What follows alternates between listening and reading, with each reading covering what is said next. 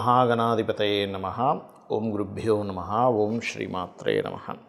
అరుణాం కరుణాతరంగితాక్షీం ధృతపాశాంకుశపుష్పబాణచాపాం అనిమాదిభిరావృతాం మయూకైః అహమిత్యేవ విభావయే భవానీం. శ్రీమాత్రే నమః.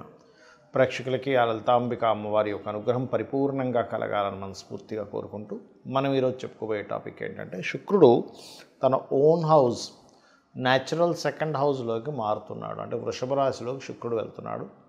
ఈ శుక్రుడు వృషభంలోకి వెళ్ళడం వల్ల ద్వాదశ లగ్నాల వారికి, ఎందుకంటే శుక్రుడు అక్కడికి వెళ్తున్నాడు అంటే మిగతా గ్రహాల యొక్క కాంబినేషన్లో రిజల్ట్ ఇస్తుంది. మిగతా గ్రహాలు ఎక్కడున్నాయి మనకి? ఈ జూన్ 28వ తేదీ నుంచి ఆల్మోస్ట్ ఒక 1 మంత్ ఉంటాడు అక్కడ శుక్రుడు. ఎక్కడ ఉంటాయి అంటే క్లియర్లీ వృషభం, మిథునంలో రవి, గురు అండ్ కర్కాటకంలోకి బుధుడు రావడము. అదేవిధంగా చూసుకున్నట్లయితే మీకు ఇక్కడ అంటే ఇప్పుడు ప్రజెంట్ దీంతో కలిసి ఉన్నాడు, మిథునంలోనే ఉన్నాడు బుధుడు, కానీ కర్కాటకంలోకి వెళ్తాడు. దాని తర్వాత కుజుడు, కేతువు సింహంలోని, కుంభంలో రాహు, మీనంలో శని ఉన్నాడు. అయితే శుక్రుడు ఓన్ హౌస్లో ఉన్నప్పుడు ద్వాదశ లగ్నాల వారికి, లగ్నం తెలియదండి అంటే రాశి హ్యాపీగా చూసుకోవచ్చు, అందులో ఎటువంటి ఇబ్బంది లేదు. ఎటువంటి మంచి ఫలితాలు ఉన్నాయి? శుక్రుడు మరి ఓన్ హౌస్లో ఉన్నప్పుడు ఏదైనా కొన్ని రాసులకి, కొన్ని భావాలకి ఇబ్బందికరమైన ఫలితాలు ఇస్తాడా? ఇస్తే ముఖ్యంగా ఎటువంటి జాగ్రత్తలు తీసుకోవాలనేటువంటి విషయాలను మనం తెలుసుకుందాం. ధనుర్లగ్నము, ధనస్సు రాశి. ధనస్సు వారికి ఎప్పుడూ చెప్తూ ఉంటారు, ధనుర్లగ్నం వారికి శుక్రుడు ఆధిపత్య పాపి అని. అయితే ఈ ధనస్సు వారికి ఎప్పుడైతే శుక్రుడు ఆధిపత్య పాపి అయ్యాడో, 6వ స్థానంలో ఉన్నాడో, మీది కనుక ధనుర్లగ్నం అయినట్లయితే మీకు శుక్ర మహాదశలు కానీ, లేదా శుక్రుడు రాశుల్లో ఉండే మహాదశలు, ముఖ్యంగా వృషభ రాశిలో కొన్ని గ్రహాలు ఉన్నాయి, ఆల్రెడీ మీకు ఆ దశ నడుస్తున్నప్పుడు ట్రాన్సిట్లో శుక్రుడు అక్కడికి వచ్చినందుకు వివాహ జీవితం విషయంలో చాలా జాగ్రత్తగా ఉండాలి ధనుస్సు లగ్నం వారు. 6వ స్థానం అనేటువంటిది 7వ స్థానానికి వ్యయస్థానం ఆస్ట్రాలజీ క్యాలిక్యులేషన్స్ పరంగా చూసుకుంటే. కాబట్టి ఇక్కడ మీ యొక్క జీవిత భాగస్వామికి మళ్ళీ ఆవిడ ఏదైనా విదేశీ ప్రయత్నాలు చేస్తున్నట్లయితే దానికి యోగిస్తుంది. కానీ మీరు వివాహ జీవితం విషయంలో ఎక్కడైతే చిన్న మిస్టేక్స్ చేస్తుంటారు, అవి ఒక్కోసారి అవతల వాళ్ళు పెద్ద మిస్టేక్స్గా చూడడం, దాని ద్వారా అనవసరంగా స్త్రీలతో శత్రుత్వాలు. ఎందుకంటే ధనుర్లగ్నం వారికి సహజంగానే షష్టమాధిపత్యం శుక్రుడికి ఉంటుంది. ఆ శుక్రుడికి అక్కడికి వచ్చి బలంగా పడ్డప్పుడు ఆ ఆధిపత్యం ఉన్నటువంటి గ్రహం అక్కడికి వచ్చినప్పుడు దాని తీవ్రతను పెంచుతాడు. కాబట్టి స్త్రీలతో శత్రుత్వాలు పెంచుకోకండి. జీవిత భాగస్వామితో చిన్నవైనా సరే చూసి చూడనట్టుగా వదిలేసేయండి కొన్ని విషయాలు. ఒక్కోసారి మనం ఏమవుతుందంటే చిన్న విషయాన్ని మనం భూతద్దంలో పెట్టి చూస్తూ, లేదా అవతల వాళ్ళు ఆ పని చేయడం వల్ల మనకి ఇబ్బంది వస్తూ ఉంటుంది. అలాగే వీలున్నప్పుడల్లా కూడా అమ్మవారి ఆలయానికి వెళ్ళి అక్కడ ఏదైనా తీపి పదార్థాన్ని పంచిపెట్టండి. ఇది ముఖ్యంగా చేయవలసినటువంటి అంశం. ఇక మరొక విషయం ఏంటంటే, ఇక్కడ మీకు ఈ శుక్రుడితో పాటు మిగతా గ్రహాలు, ఎందుకంటే మీరు గమనిస్తే లగ్నాధిపతి 7వ స్థానం వివాహ స్థానంలోకి వెళ్ళి అక్కడ అస్తంగత్వ దోషంలో అంటే మౌఢ్యమిలో ఉన్నాడు.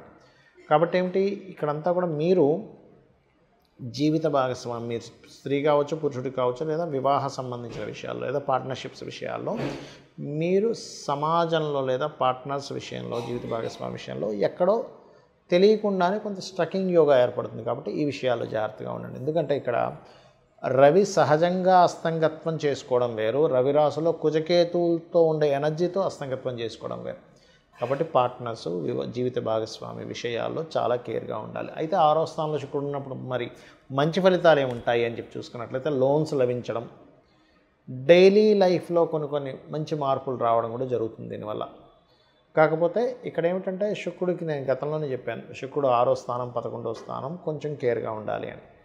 అలాగే మరొక విషయం ఏంటంటే, ఈ ధనుర్లగ్నం వారికి ప్రధానంగా లోన్స్తో పాటు మీకు హోమ్ లోన్స్ కోసం ఎక్కువగా ప్రయత్నం చేసేటువంటి వారికి మరింత ఎక్కువ ఫలితాలు చూపిస్తున్నాయి.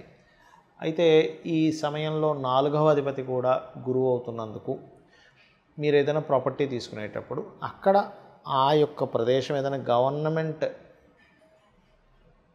కొన్నిసార్లు చూడండి మనకి ఇప్పుడు ఈ హైడ్రా అని రకరకాలు వచ్చాయి, గవర్నమెంట్ వద్దనే ప్రదేశంలో మనం పోయి కొనుక్కుంటుంటాం తెలియక. అలా ఏదైనా అబ్జెక్షన్స్ ఉన్నాయా అని చూసుకొని కొనుగోలు చేయండి. దాంతోపాటు మీరు ఎక్కువగా లక్ష్మీ నరసింహస్వామి ఆరాధన, గణపతి ఆరాధన, సూర్యుడికి అర్ఘ్యం వదలడం చేయండి, అనే విధాలు బాగుంటుంది. చాలామంది నన్ను అడుగుతున్న ప్రశ్న ఏమిటంటే, ఏమంటే శుక్ర మహర్దశ వస్తే బాగుండాలి కదా, నేను మీకు ఇప్పుడు యూట్యూబ్లో కొన్ని స్టూడెంట్స్ కోసం కొన్ని కేస్ స్టడీస్ పెడుతూ ఉన్నా. అంటే శుక్రదశ అనుకుంటాం మనం. శుక్రుడు కనుక ఎలాంటి పొజిషన్లో ఉంటే అద్భుతంగా యోగిస్తాడు, ఎలాంటి పొజిషన్లో ఉంటే యోగించడు అని. ఎందుకంటే దానికి ఒక రూల్ ఉందండి. ప్రతి గ్రహానికి ఒక ప్లానెట్ గనక ఒక లగ్నం నుంచి ఫలానా స్థానంలో ఉంటేనే ఆ యోగం అనేటువంటిది అద్భుతంగా ఉంటుంది. ఆ స్థానంలో లేనప్పుడు అది నీచభంగ రాజయోగాలు కూడా ఒక్కోసారి ఇబ్బంది పడతాయని చెప్తూ వస్తున్నా. అందుకని మీరు అర్థం చేసుకోవాల్సింది ఏంటంటే, శుక్రుడు అనగానే అద్భుతం, గురువు అనగానే అద్భుతం, లేకపోతే శని అనగానే నీచం అని అనుకోకండి. అది ఎలా ఇస్తుంది? ఎందుకంటే మీరు అర్థం చేసుకోవాల్సింది, ధనము ఒకే రూపంలో రావట్లే ఈ ప్రపంచం మొత్తం కూడా. ఒకరు చెత్త నమ్ముకొని కూడా బిజినెస్ చేస్తే, ఇంకో వ్యక్తి బంగారం నమ్మితే డబ్బులు వస్తున్నాయి, ఇంకో వ్యక్తికి నీరు అమ్మితే డబ్బులు వస్తున్నాయి, ఇంకో వ్యక్తికి ఆక్సిజన్ అమ్మితే డబ్బులు వస్తున్నాయి, ఇంకో వ్యక్తి పెట్రోల్ అమ్మితే డబ్బులు వస్తున్నాయి, ఇంకో వ్యక్తి సర్వీసెస్ చేస్తే ధనం వస్తుంది. అంటే ఏంటి? అన్నీ కారకత్వాలే. ఈ నూనె, ఐరన్ ఇదంతా శని. మరి ఐరన్ ద్వారా, నూనె ద్వారా వచ్చేప్పటికి శని ద్వారా డబ్బులు వస్తుంది. శని కారకత్వం అదంతా కూడా. శుక్రుడు అంటే వాహనాలు, గృహాలు, లగ్జరీ ఐటమ్స్ ఇవన్నీ. ఇక్కడ ఏంటంటే మనం అర్థం చేసుకోవాల్సింది, శుక్రగ్రహము గనక ఎక్కడా పాడవ్వకుండా మీకు ధనయోగాన్ని ఇచ్చే దాంట్లో ఉంటే 100% లగ్జరియస్గా ఇస్తాడు ధనయోగం. నార్మల్గా ఇవ్వడు. ఇప్పుడు చూడండి, ధనం వస్తే దాన్ని అనుభవించే యోగం కూడా ఉంటుంది. చూడండి, కొంతమంది డబ్బులు వస్తాయి కొంతమందికి, కానీ ఏమీ అసలు ఇల్లు పెద్దగా చూడడానికి అంత గొప్పగా ఉండదు, పెద్దగా ఏమీ లగ్జరీ వస్త్రాలు కొనుక్కోరు, లగ్జరీగా హోటల్స్కి వెళ్ళి పెద్ద పెద్ద ఎంజాయ్ చేయడం ఏమీ ఉండదు. అసలు చాలా నార్మల్ లైఫ్ అనుభవిస్తుంటారు. ఎందుకు అంటే అక్కడ ఇచ్చేది శుక్రుడు కాదు. అదే ఇచ్చేది శుక్రుడు అనుకోండి, అప్పుడు అలా ఉంటుంది. అంటే శుక్రగ్రహం గనక బాగుంది, లగ్జరియస్ లైఫ్. అయితే ఇది ఎంతవరకు కరెక్ట్? అది బాగుందా లేదా? శుక్రదశ వస్తే లగ్జరియస్ లైఫ్ కాదు, బాగా అర్థం చేసుకోండి. శుక్రుడు బాగుండి మహాదశ వస్తే లగ్జరీ లైఫ్. శుక్రుడు పాడైపోయి మహాదశ వస్తే ఉన్న లగ్జరీ లైఫ్ కాస్త పోతుంది. ఇది అర్థం చేసుకోండి. మరి ఎలాగా? చాలామంది ఆశతో ఉంటారు, ఏమంటే నాకు శుక్ర మహాదశ రాబోతుంది, అద్భుతం, ఆహా ఓహో అని. కొన్ని లగ్నాలకు మాత్రమే శుక్రుడు మంచివాడు. ఇప్పుడు ధనుర్లగ్నం ఉంది, 6లో ఉన్నాడు శుక్రుడు. లేదా ఏ లగ్నం నుంచి అయినా 6లో కానీ 11లో కానీ శుక్రుడు ఉంటే, మొట్టమొదటిగా మీరు చేయవలసింది ఏమిటంటే, 6లో ఉంటే స్త్రీ శాపం అంటారు దాన్ని. అంటే పురుషులకు కూడా స్త్రీ శాపం ఎలాగో, స్త్రీలకు కూడా స్త్రీ శాపం అంటే ఏంటి? ఆడపడుచు రూపంలోనో, అత్తగారి రూపంలోనో, ఇంకో స్త్రీ మూలంగానో ఏదో రూపంలో వాళ్ళకు వచ్చి ఇబ్బంది పెడుతూ ఉంటారు. అంటే ఆ పూర్వజన్మలో చేసుకున్న కర్మ అది. కావున మీరు అర్థం చేసుకోవాల్సిన విషయం ఏంటంటే, శుక్రగ్రహం ఎక్కడుంది? 6, 11లో కాకుండా 12లో ఉంటే చాలా మంచిది, ధనస్థానంలో ఉంటే చాలా మంచిది, 4th హౌస్లో ఉంటే కూడా మంచిదే, పర్లేదు. ఎందుకంటే ఇస్తాడు. కాకపోతే ఇక్కడ ఏంటి? పాపకత్తెరలో ఉందా, శుభకత్తెరలో ఉందా? ఇదంతా నేను మీకు ఎందుకు చెప్తున్నానంటే, శుక్రుడు ధనానికి, లగ్జరీకి, సుఖానికి, భార్యకి, వీటికి కారకుడు. మనం మేజర్ లైఫ్లో మేజర్ రోల్ ప్లే చేస్తున్నాడు. ధనం లేకపోతే విలువ ఉండదు, మన అవసరాలు తీరవు. విలువలు అనేటువంటివి ధనం కంటే ఇంకా ఎక్కువ ఉన్నాయి. పేరు ప్రఖ్యాతలు కానివ్వండి, ఒక మన యొక్క క్యారెక్టర్, ఇవన్నీ ఎక్కువ విలువలు ఇస్తాయి. కానీ సొసైటీలో బాహ్యంగా కనబడే ధన విలువే.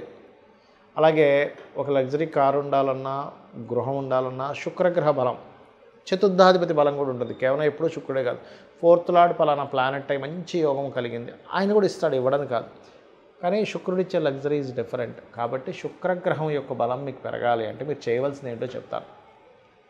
గోవులకి శుక్రవారం నాడు చక్కగా మీరు చపాతీలు, ఒక 3 చపాతీలు తీసుకొని దాన్ని నూనె వేయకుండా కాల్చి, దాని మీద తేనె పుష్టించిన ముక్కలుగా గోవులకు పెడుతూ శ్రీమాత్రే నమః అనే మంత్రం చేస్తూ ఉండండి. లేదా ఓం సంపత్కరీ సమారూఢ సింధుర వ్రజ సేవితాయే నమః, లేదా ఓం ధర్మాధ్యక్ష ధనాధ్యక్ష ధనధాన్య వివర్ధినే నమః. ఇది చేయండి. చాలామంది తెలియక ఏకాదశంలో శుక్రుడు మంచిది అనుకుంటాడు. కాదు. ఏకాదశ శుక్రుడు ఉన్నటువంటి జాతకులకి మ్యారిటల్ లైఫ్ డిస్టర్బెన్సెస్ కానీ, అనుభవించాల్సిన సుఖాలు కానీ దూరమైనటువంటి జాతకాలు, కొన్ని వేల జాతకాలు నేను చూపిస్తాను. కొన్ని వేలు, ఏదో 100 లేదో 10లో కాదు, వేలల్లో చూపిస్తాను. రీసెర్చ్ చేస్తే లక్షల్లో కూడా దొరుకుతాయి మనకి చెప్పాలంటే. ఎందుకంటే ఎక్కడా కూడా శుక్రుడు సుఖానికి కారకుడు కాబట్టి 12లోనే యోగిస్తాడు. మీరు చూసుకోండి, ఎనీ లగ్న 12th హౌస్ వీనస్ పాడవకుండా ఉన్నాడంటే ఆయనే మంచి లగ్జరీ, మంచి సుఖాన్ని ఇస్తాడు. సుఖకారకుడు, ఏ కారకుడు ఎక్కడ ఉంటే ఏమి ఇస్తాడు? 12th హౌస్కి నెగేటింగ్లో ఉంటే ఇవ్వడు. ఇది బాగా అర్థం చేసుకోండి. ఇది చాలా చాలా చాలా ఇంపార్టెంట్ అయినటువంటి విషయం గుర్తుపెట్టుకోండి. శుక్రుడి విషయంలో, అందరి విషయాల్లో కాదు. మిగతా గ్రహాలు ఏవైనా సరే 12లో యోగించమంటారు. కానీ ఇక్కడ మనం దేశకాలమాన పరిస్థితులను అర్థం చేసుకుంటూ వెళ్ళాలి. 12లో ఉండే గ్రహాలు ఒకప్పుడంటే అయ్యో మనిషి దేశదిమ్మరైపోతాడు, ఎందుకు పనికి రాకుండా పోతాడు. ఇప్పుడు ఏంటి, ఒక మనిషి ఆ దేశంలోనే కాకుండా ప్రపంచ దేశాలు మొత్తం తిరిగి వస్తున్నాడు కాబట్టి విదేశీ యోగాలు ఉంటాయి. ఆ 12లో ఉండే గ్రహాలకే ధనయోగం పడితే విదేశాల్లోనే ధనయోగం ఉంటుంది. ఇది మనం అర్థం చేసుకోవాలి. ఇక శుక్రుడి యొక్క స్థితిగతులు బాగోపోయినా మీకు మంచి చక్కటి ఫలితాలు రావంటే అమ్మవారి ఆరాధన మించింది మరొకటి లేదు. మరియు శుక్రగ్రహం దగ్గర దీపారాధనతో పాటు శుక్రుడు ఏ గ్రహాల ద్వారా అయితే కంబస్ట్ అయ్యాడా, అంటే అస్తంగత్వ దోషం రవి ద్వారా అవుతుంది, లేదా కేతువు ద్వారా అవుతుంది. ఒక్కోసారి కేతుతో శుక్రుడు కలిసి ఉన్నా కూడా ధనహీనతా యోగాలు, లేకపోతే అమ్మవారి భక్తులైతే అది మళ్ళీ తగ్గుతుంది. కాబట్టి గణపతి ఆలయాలకు వెళ్ళడము, కేతు రవి లేదా ఏ పాపగ్రహాల మధ్య ఉన్నాడో ఆ పాపగ్రహాలకు సంబంధించినటువంటి గ్రహాల దగ్గర దీపారాధన చేయడం చేయండి. అన్ని విధాలా మీకు బాగుంటుంది. శ్రీమాత్రే నమః.